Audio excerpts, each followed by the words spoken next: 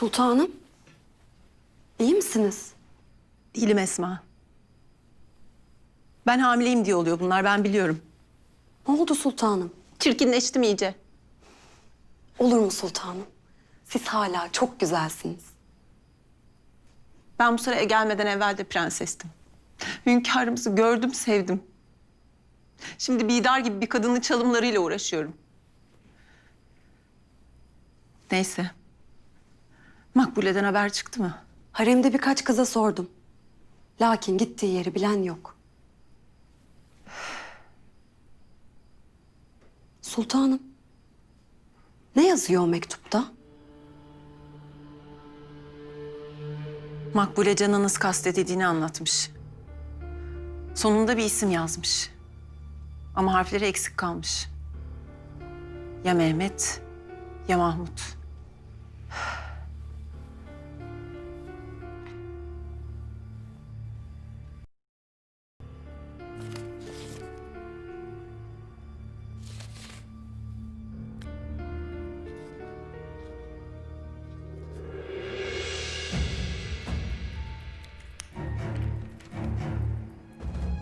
Mehmet Paşa. Esma, ne yaptın sen? Niye Mehmet Paşa'nın ismini yazdın? Ben lüzumu olanı yaptım sultanım. Siz bu sarayda hak ettiğiniz kıymeti bulacaksınız. Bidar Sultan kardeşinin çalımını atamayacak ve bu sarayın tek hakimi siz olacaksınız. Biraderim. Peder Hazretlerinin gözüne girmek için bu kadar çaba sabretmene gerek yok. Yine yanılıyorsun kıymetli biraderim. Ben hünkârımızın gözüne girmek değil, devletimize göz olmak isterim. Gözü kulağı, eli ayağı olmak isterim ki devlet işlesin.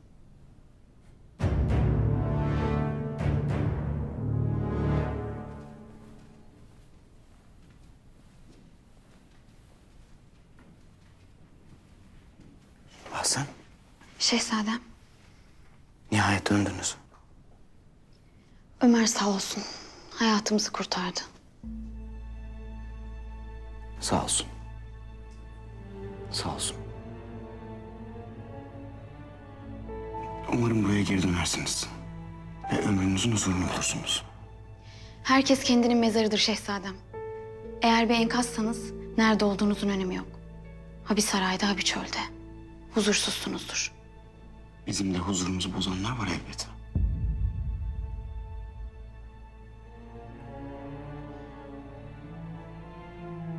Huzurunuz kaçmasın şehzadem.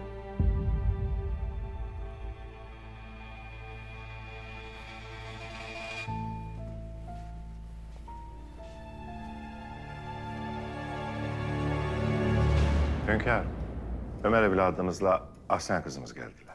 Buyursunlar.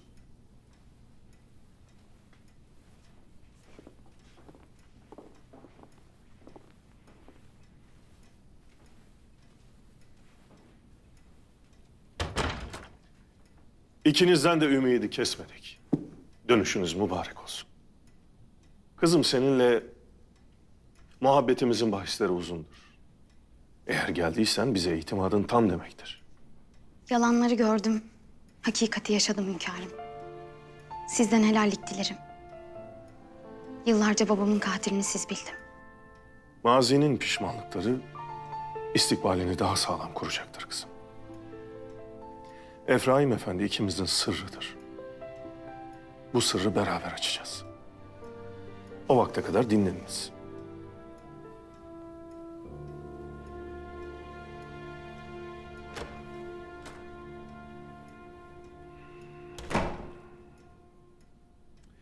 Anlat bakalım Ömer evladım.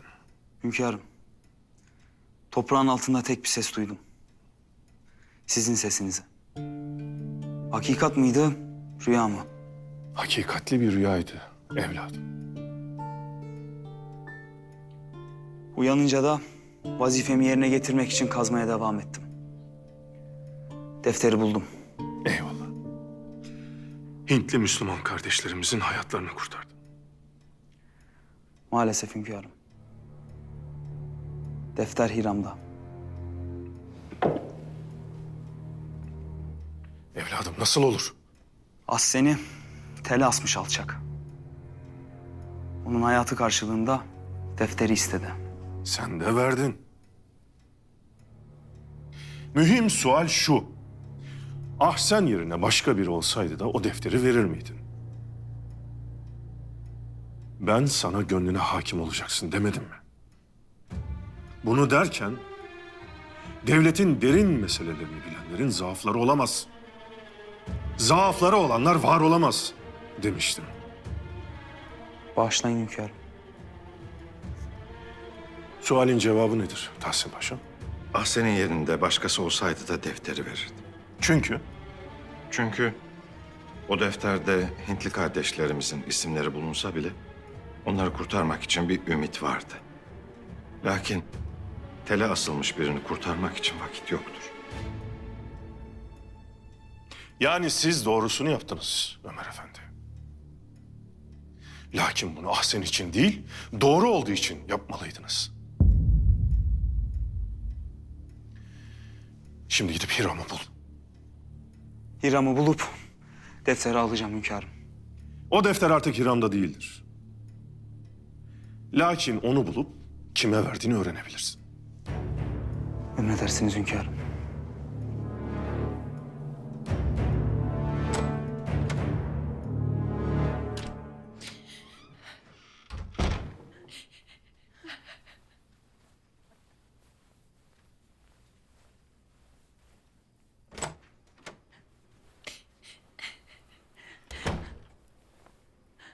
Hatice'm. Hatice'm ne oldu? Neye alıyorsun sen böyle? Yok bir şey halacığım. Yok bir şey. Bak kızım. Sana söyleyeceğim şeyler var. Otur şöyle. Ne oldu? Beni şimdi iyice iyi dinle. Kızım, Abdülhamit amcan başımıza gelen felaketleri babandan biliyor. Neden? Ne alakası var babamla? Murad Efendi'nin yaptığı siyaset şımarttı Avrupa devletlerini diyormuş. Eğer baban yüz vermeseydi devletimizin içinde anarşi çıkartamazlardı demiş. Tamam. Babamın yaptığı siyaset başka olabilir. Lakin nihayetinde o da devleti için çalıştı. Elbette öyle kızım. Ama hünkârımız Sultan Murat yaşadıkça devletin hatta tahtın tehlikede olduğunu düşünürmüş. Ayrıca peder hazretlerinin Mason locasına girdiğini de hatırlatmış yeniden. Ne dersin hala sen? Maalesef hünkârımız Şeyhülislam'ı ve Fetva Eminini çağırtmış. Korkarım ki abim Murat'ın katli için cevaz alacak.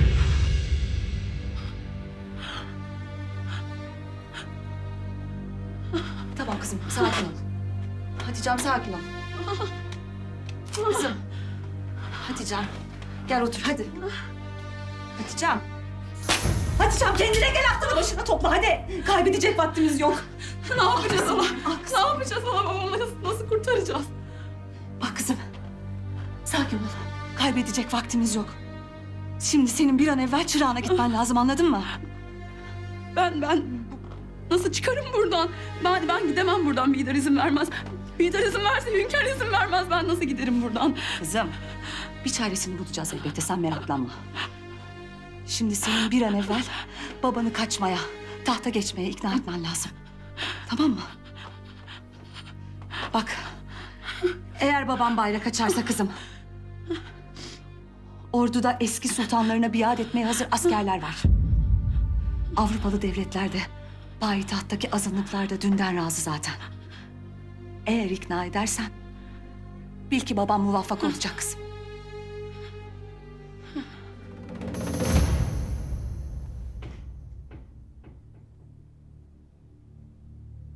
Sebahattin. Senin bu zalim dayın, masum dayını öldürünce sıra bize gelecek. Hürriyetin olmadığı yerde kuşların kanadı hep ıslaktır pederim. Mutlaka düşerler. Sebahattin, burada ölümden kaçıyoruz. İstersen üstüne bir de birbirimize sıkmayalım. Ha. İşte ölüm, işte fetvası. Şeyhülislam Efendi, Şeyhülislam Efendi Hazretleri. Hoş geldiniz. Selamun aleyküm.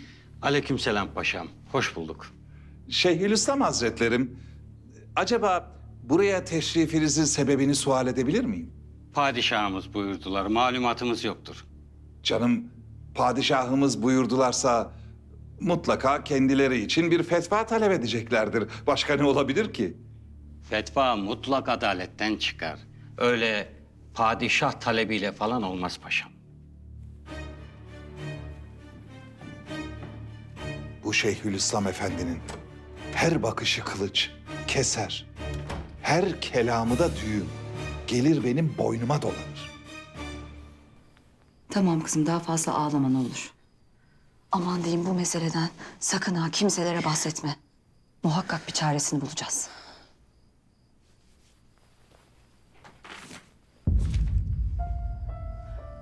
Hayırdır inşallah.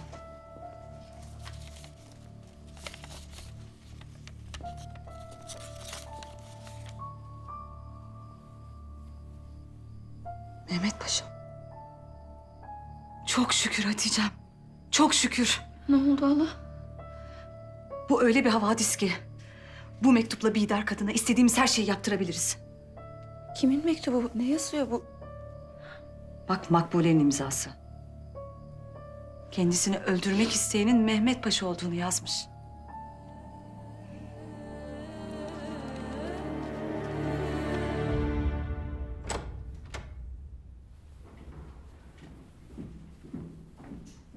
Hayırdır Şeyhülislam Efendi Hazretleri? Sultanımız içeride ne sordular? Hususi bir fetva meselesinde istişare etmek istemiş. Öyle şey olur mu efendim? Fetva hususi olur mu? Tövbe estağfurullah, insan dinden çıkar vallahi. Fetva dediğiniz genel olur. Mevzu hususi paşam. Fetva değil. Velhasıl sizi alakadar etmez.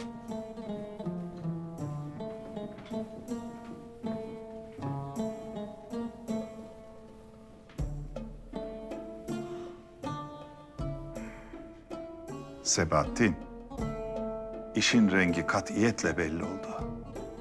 Abdülhamit, ağabeyi Murat Efendi'nin kellesini alacak. Ne yapacağız Pederim? Zulüm karşısında sessiz kalan dilsiz şeytandır. Susmayacağız. Sizin kadar dindar bir anarşist görmedim Pederim. İşte böyle sıkı tertipler yapınca arada ufak tefek şeytanlıklar da yapmak icap ediyor. Hadi gel gel.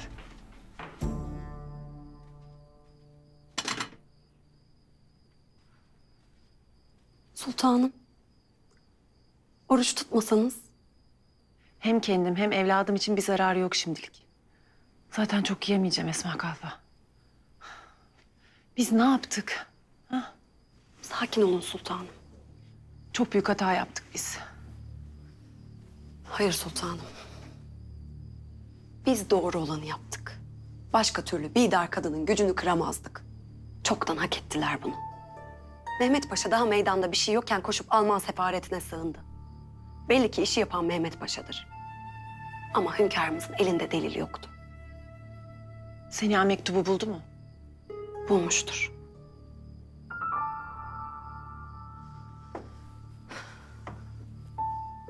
Siz endişe etmeyin.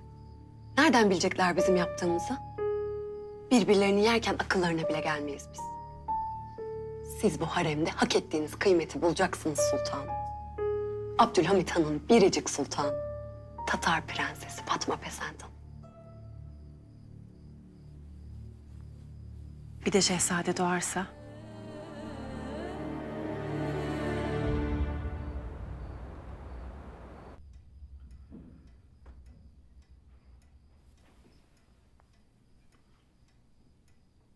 Yahu ben dayanamayacağım. Bir tane tadacağım.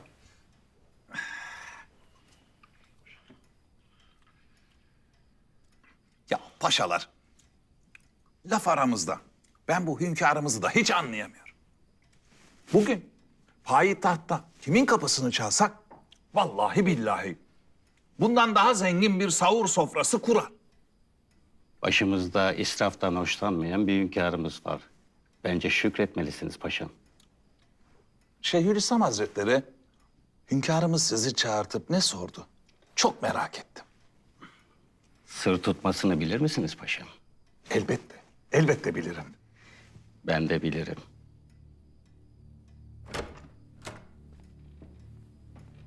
Destur! Sultan Abdülhamit Han Hazretleri! El muzaffer daima!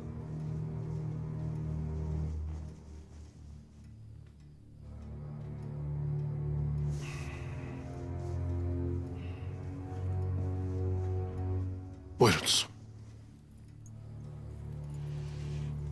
Hoş geldiniz, şeref verdiniz. Allah bizi bir Ramazan'a daha kavuşturdu. Sahurlarımız ahirette bizi seherlere kavuştursun. Amin. Buyurunuz.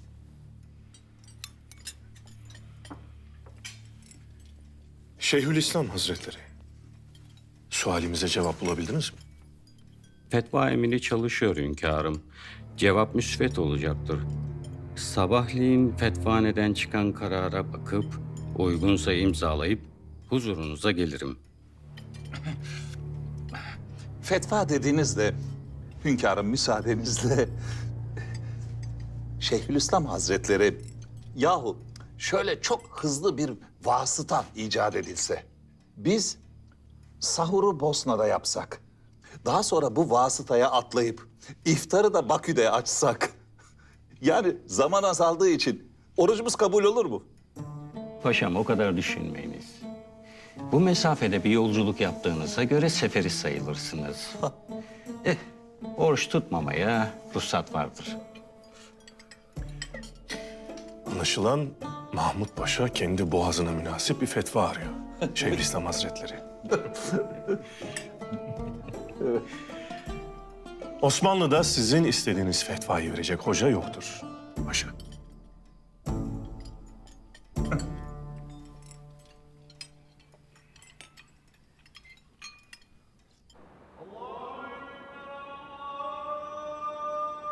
Bismillahirrahmanirrahim. Ey bu gecenin ve biraz sonra olacak sahurun Rabbi olan Allah'ımız. Bizi iftarlara ulaştır. Günahlarımızdan temizlenmiş olarak orucumuzu açmayı nasip eyle ya Rabbi.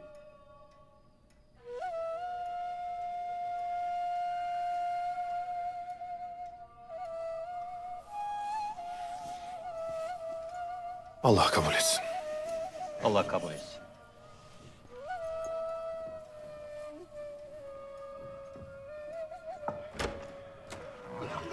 Hadi bakalım. Paşam.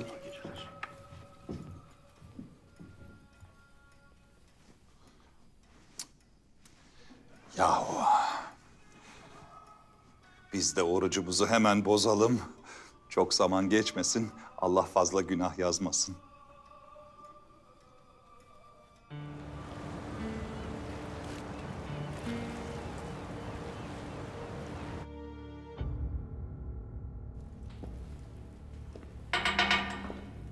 Bastık Efendi. Ziyarete gelenleri böyle mi karşılarsın? Şu suratına bak. Ne meymeneti var ne nuru. Bir de hesapta din adamı olacaksın. Ziyaret sebebiniz sizi sultana satma ihtimalimse korkmayın. Ben kimseden veremeyeceği şeyi istemem. Beni satacaksın. Sultanla yap pazarlığını.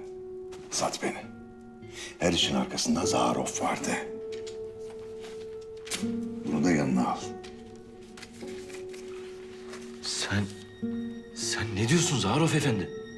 Çevireceğim oyunu oynarlarken en güvenilir yerde sultanın yanında olmam lazım.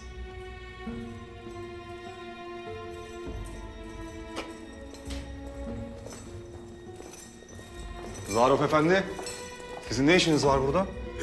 Hiç paşam. Bizim çocuklardan biri kumar borcu yüzünden buraya düşmüş. Ben de serseriyi çıkarayım dedim. Ona bakıyordum. İyilik için bile olsa bu serseri takımının yanında fazla dolaşmamak lazım değil mi? Maazallah bitlenirsiniz sonra. Haklısınız da merhamet işte. Doğru.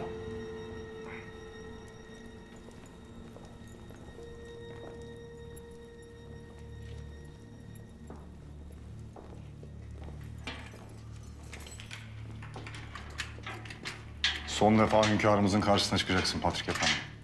Tanrı büyük. Belki bir gün hünkâr huzuruma çıkmak ister. Bana bak. Bende ne hünkârımızdaki nezaket ne de merhamet var. Tepemin tasını attırma. Seni elimden kimse alamaz. Hadi.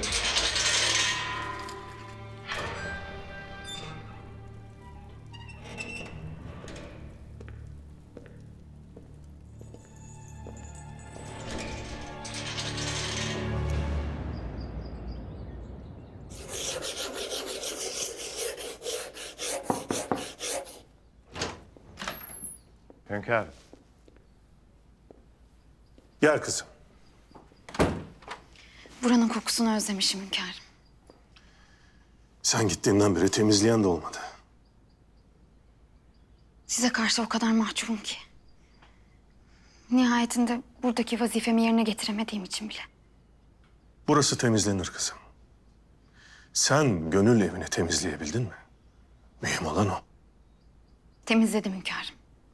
Hakikati gördüm. Babamı öldürenlerin size iftira atanlar olduğunu gördüm.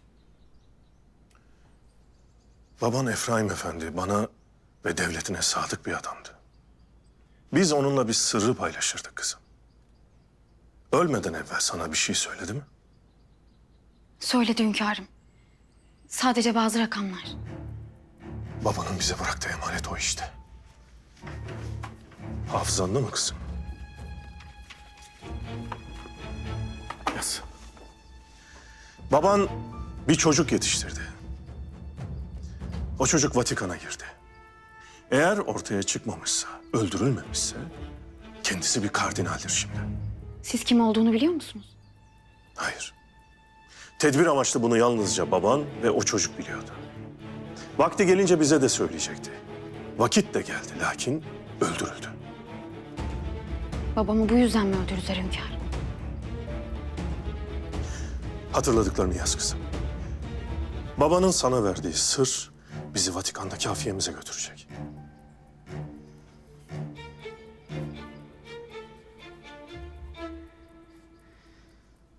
Yaz kızım. Zorla hafızanı. Hatırlayamıyorum hünkârım. Sadece bunlar. Zorla kızım. Hatırlayamıyorum hünkârım. Ama Ama ne? ben buraya gelmeden önce mazime dair ne varsa saraya teslim ettim. Hatıralarla dolu bir defterim vardı. Orada yazıyordu. O defter şimdi sarada. Ah sen kızım. Hazırlan. Melike olacaksın. Babanın yarım bıraktığı işi sen yapacaksın. Bizi Vatikan'daki hafiyemize sen ulaştıracaksın.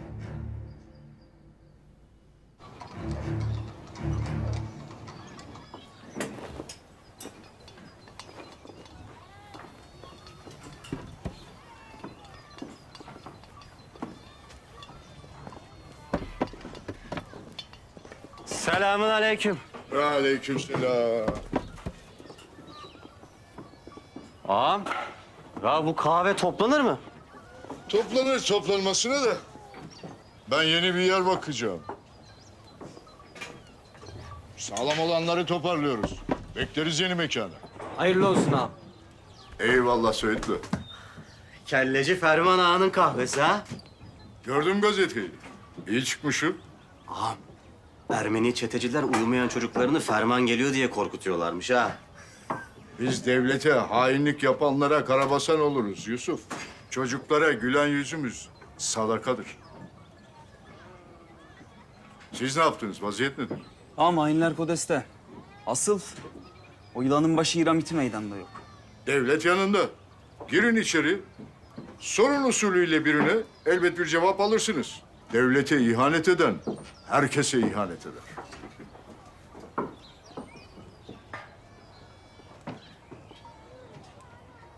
Soralım ağam. Aman ha, nazik olun.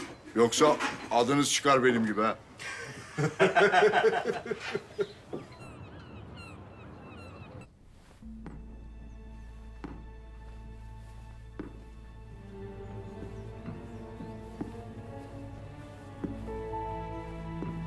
Mahmut Paşa hayırdır? Hünkârım. Hünkârım. Oruçken çalışmak büyük sevaptır demişlerdi. Ben de iftara kadar çalışayım dedim. Ne hakkında? İşte bu azınlıkların çıkardığı hadiselerle demiryolu güzergahları arasındaki münasebetleri araştırıyorum hünkârım. Bu azınlıkların demiryolu güzergahı... Paşa, bizim değiştirilmemesini emrettiğimiz güzergahlar zaten bu mesele gözetilerek çizildi. Lakin sizin beceriksizliğiniz yüzünden akamete uğradı. Hünkârım, ben daha çok çalışarak kendimi size affettirmek arzusundayım. Hünkârım, Patrik İzmirliyan'ı getirdik. Öyle mi? Bize vereceği mühim bir havadis var mıymış? Eğer kendisinin sağ salim sürgün edilişi mümkün olacaksa bize bu işin arkasındakilere dair bir isim verecekmiş. Demek sürgünü arzular hale geldi. Gidelim bakalım bize ne fısıldayacak. Allah ömürler versin, Allah ömürler versin. Kemalettin Paşam, bu Patrik İzmirliyan kimin ismini verecekmiş densiz? Bilemem paşam. Herhalde kendisini bu işe itenlerindir.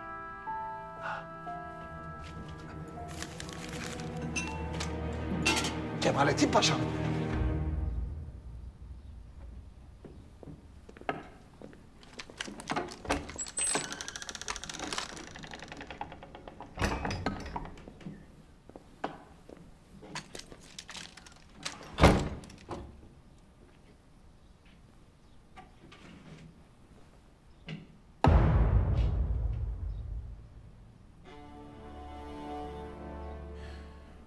Yüzük parmağından çıkmıyor değil mi?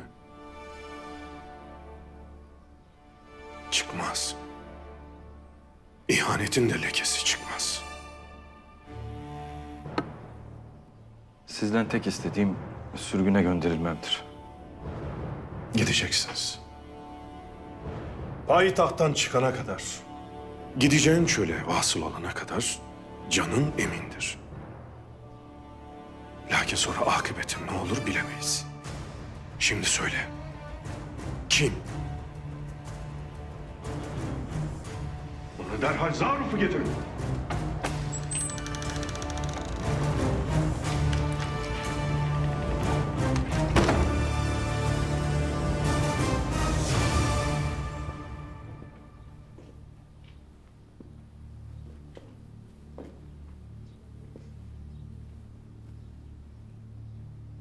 Bu Hiramiti kendi canından daha mı kıymetli? Bak bu Osman. Söğütlü alayından devletin resmi askeri. Şimdi silahını çeker, senin kafanı dağıtır ama devlet mesul olur. Ömer Efendi ise arabacıdır. Ben seni buradan çıkartırım. Kaçtı derim. Lakin Ömer Efendi dışarıda beynini dağıtır. Devlete de pisliğin bulaşmaz. Vallahi ben içeride yatmayı göze alırım. Teslim olur, cezamı çekerim. Devleti de bir pislikten temizledim diye zindanda hayatım şahane olur. Şimdi istersen gidebilirsin. Serbestsin. Yo, bırakmayın beni. Bırakmayın. Anlat o zaman. Hadi lan! Hiram Vatikan'ın adamıdır. Güvenli bir yeri var. Bir ev. Orada telgraf hattı var. Direkt Vatikan'la mesajlaşır. Mutlaka oraya gidecektir.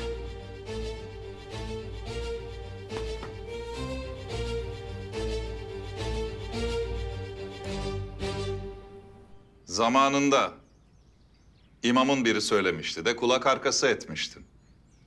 Ne demişti imam? Demişti ki Bu kefere takımı önce Müslümanları yemeye çalışır. Başaramayınca da oturup birbirlerini yerler. Hakkı varmış. Baksanıza. Bu fırıldak Patrik sizi sattı. Hünkâr'a isminizi verdi. Bunu Patrik'ten ben istedim. Hünkârla görüşmem gerekiyordu. Huzura çıkmak için en kolay yol da buydu. Bir de kendimi emniyete aldım. Peki şimdi siz ne yapacaksınız? Hünkârın elinden nasıl kurtulacaksınız?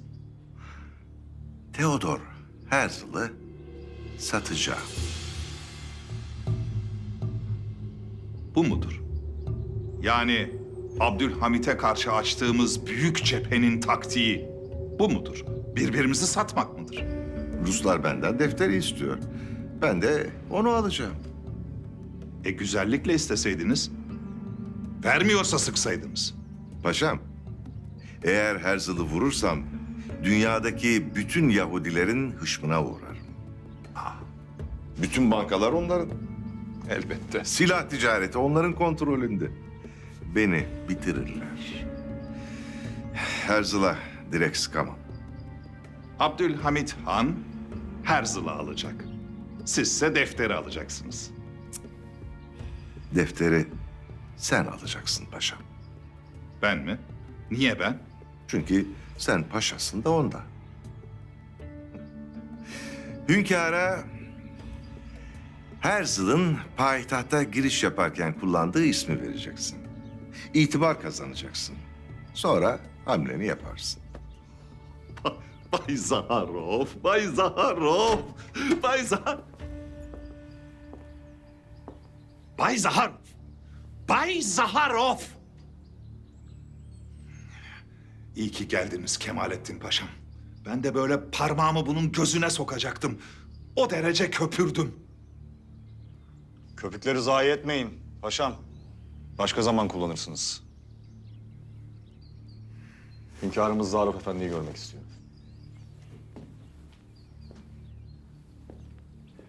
Kefere.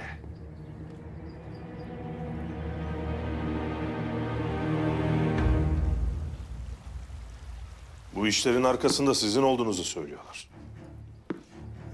Hünkârım, size ulaşmam çok zordu. Elimde çok önemli bir havadis var.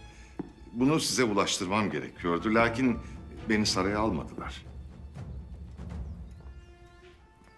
Bu işlerle alakan ne? Patrik neden senin ismini veriyor? Hünkârım, Patriği sorgulayacağınızı düşündüğüm için bir dindaşı olarak ondan ufak bir ricada bulundum. Benim ismimi size vermesini söyledim. İnanmazsanız onun üzerinde benim imzalı notum var, bakabilirsiniz.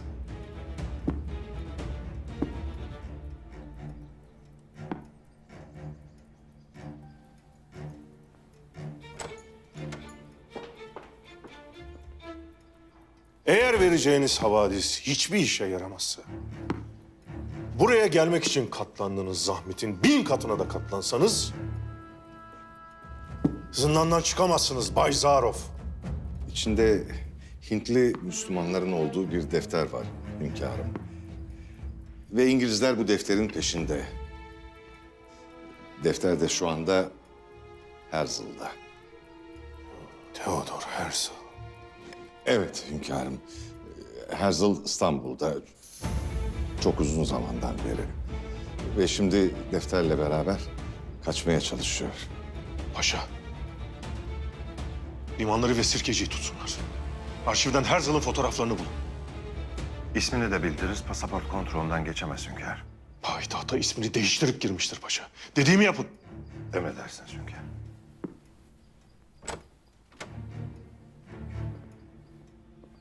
Hünkârım. Hünkârım. Hünkârım çok mühim bir şey buldum. Nedir paşa? Hünkârım, sizle görüşmeden evvel Bay Zaharov'la içeride görüşmüştüm. Kendisi bana Bay Herzl'dan söz edince ben de hemen durumu bir araştırdım. Müsaade buyurursanız. Derhal pasaport memurlarını verin. hünkârım. Üzerindeki şüphenin kalkması için ortalık yatışıncaya kadar sarayda kalmayı arzu ediyorum. Ki bu hadiselerle bir alakam olmadığı anlaşılsın.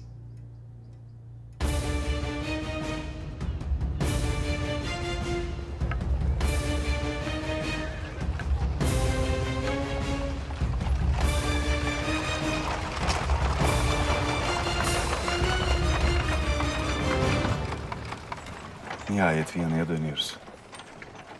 Defterdeki isimleri İngilizlere vereceğim ve karşılığında da çok büyük bir para alacağım Sara. Başladığın yere dönüyorsun Herzl. Üstelik yediğin onca darbede cabası. Evet ama çok şey öğrendim. Eskiden İsrail'e doğru yürüyordum. Şimdi ise koşuyorum.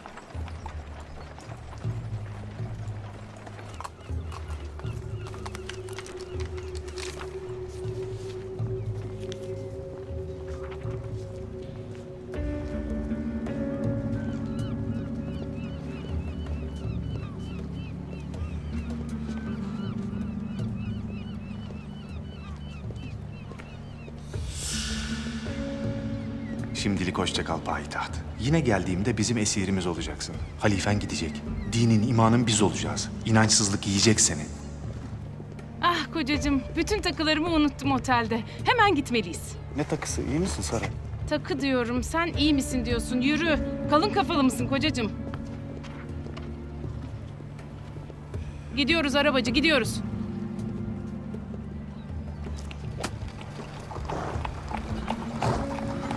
Zabit seni görseydi biterdi. Ne oluyor Sara? Zabit'in elinde fotoğrafın vardı. Seni arıyorlar Herzl. Satıldım. Kim? Kim olacak? Ya Zaharov ya Mahmut Paşa.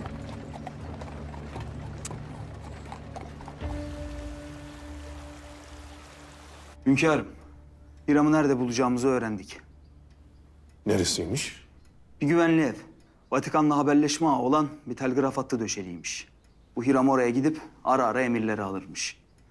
Gidip yakalayacağız. Hayır. Ama hünkârım, O evin telgraf hattını tespit edeceksiniz. Peşi sıra bir hat kuracaksınız. Vatikan'la ne konuştuğunu bilmeliyiz.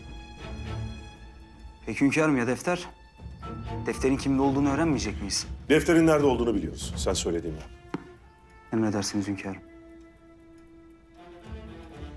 Evladım, ben istesem Hiram fazladan nefes alamaz. Lakin Hiram bizi bu paranın sahibine götürecek. Sen gidip o şifreleşmeyi çözeceksin. Sonra da neye memursan onu yapacaksın. Öncelikle bu sırrı çözeceğiz. Dinliyorum Hatice Sultan. Eğer müsaade ederseniz Çırağan'a, babamı görmeye gitmek istiyorum. Kemalettin'i mi soracaksın? Hayır. Buraya gelirken bir daha Çırağan'a dönemeyeceğinizi biliyordunuz. Bu bahsi kapatalım lütfen. Hayır. Ben Çırağan'a gideceğim. Peki. Git o zaman. Nasıl gideceksen.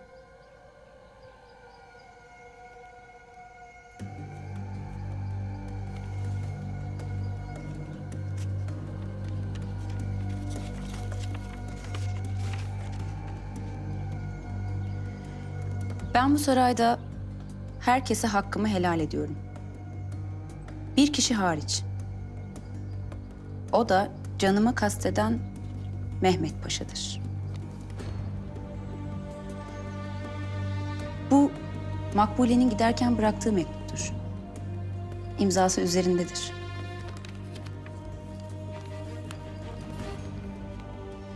Şimdi sizden ricam, hünkârımızdan Çırağan'a gidebilmem için ricacı olmanızdır.